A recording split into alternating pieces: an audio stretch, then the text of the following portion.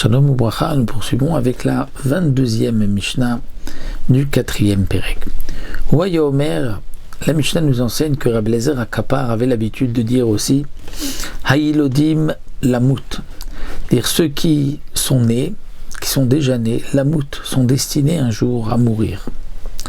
Ve'ametim, et ceux qui sont déjà morts, les Achayot sont destinés à revivre parce qu'il va y avoir la Triat Ametim, et ils vont revenir, ils vont revivre.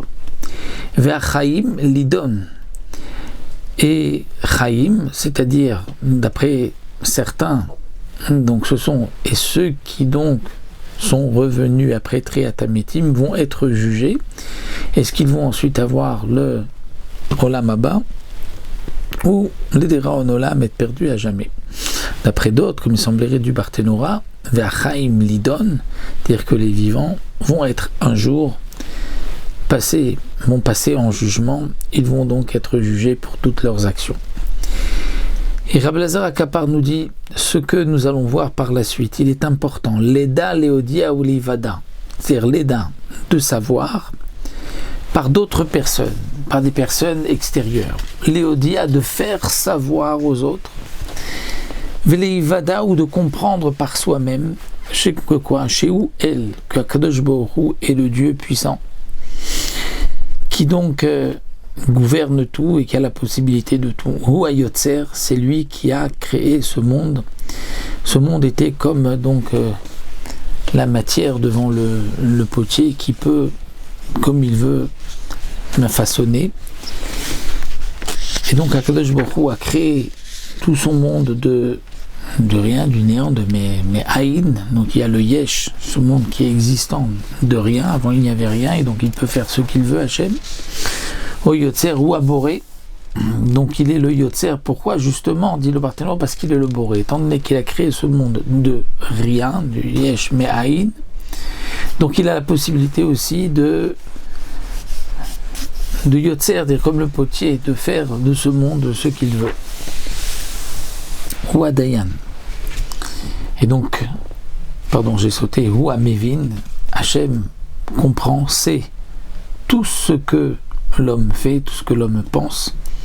Et donc c'est pour cela, dit le Barthénora, qu'il peut les juger. Ou Dayan, c'est lui le juge.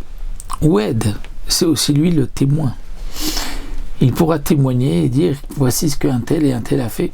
Ou Baldin, c'est celui qui vient réclamer, qui vient attaquer l'homme, dire tu as fauté. Ve'watid ladoun, et c'est lui qui va juger aussi pour le Olam Haba, dans les temps futurs, qui méritera d'être dans le Olam Haba.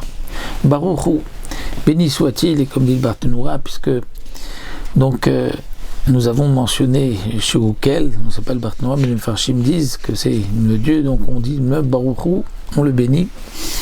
Chez En Lefanav, on dit qu'il est béni. Chez En Lefanav, il n'y a pas devant lui lo avla, il n'y a pas de avel, c'est-à-dire il n'y a pas de tout est droit, il n'y a pas d'injustice. Velo shikha, et il n'y a pas d'oubli.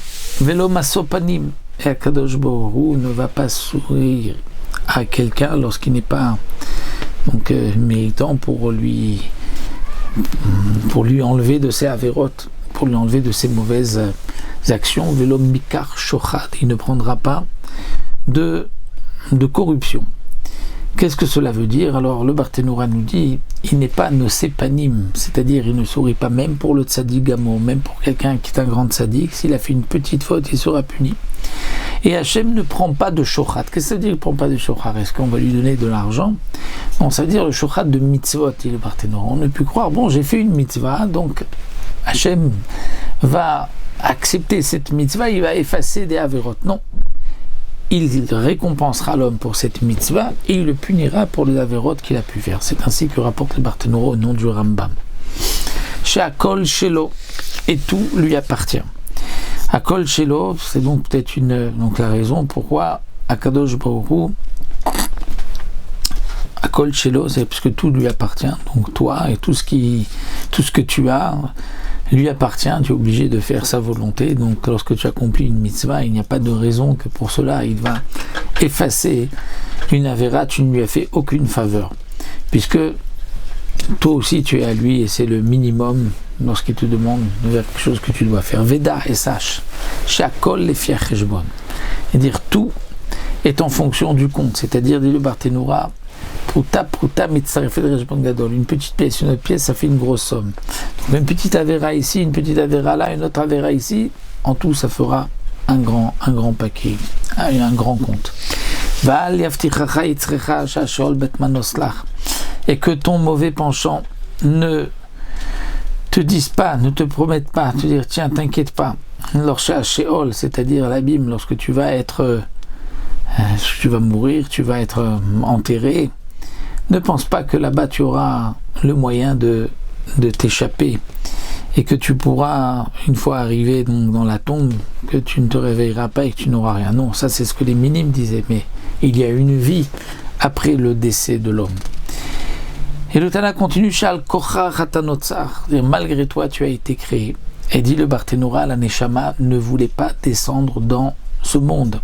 La Neshama se trouvait dans une pièce, dans des mondes spirituels très élevés, dans des endroits purs, et les Neshamot ne voulaient pas descendre dans ce monde bas, dans un monde impur. Et le Malach est venu, donc sur l'ordre d'Akadosh Baruch Hu, prendre cette Neshama et la faire rentrer dans cet embryon qui se trouve encore dans le ventre de sa mère. Ve'al kocha chatanolad, et malgré toi, tu es né, c'est-à-dire même au moment de la naissance, où l'enfant ne veut pas descendre, ne veut pas sortir au moment de la naissance, il est tranquille, il est bien. Il y a même, comme c'est marqué, un malach qui étudie avec lui la Torah, il a une lumière qui le fait voir d'un autre bout du monde, d'un bout du monde à l'autre bout du monde. Mais malgré tout, lorsque Hachem décide, il le fait sortir. Et malgré toi, tu vis. Parfois, un homme ne veut pas vivre, il souffre tellement qu'il aurait préféré mourir, mais Hachem ne lui reprend pas son âme. Et malgré toi, un jour viendra où l'homme doit mourir. Il n'a pas le moyen d'échapper à la mort lorsque son jour est arrivé. Et malgré toi, tu devras donner des comptes devant le roi des rois, Akadosh Baruch Hu. Donc depuis le début de sa création jusqu'à sa mort, l'homme n'a pas le choix. Malgré lui, il est né, malgré lui, donc il est descendu dans ce monde, malgré lui, il vit, malgré lui, il meurt, et malgré tout, il devra donc rendre des comptes pour tout ce qu'il a fait dans ce monde. Voici donc la 22e Mishnah, et nous avons terminé le 4e Pérec de Masechet Avot.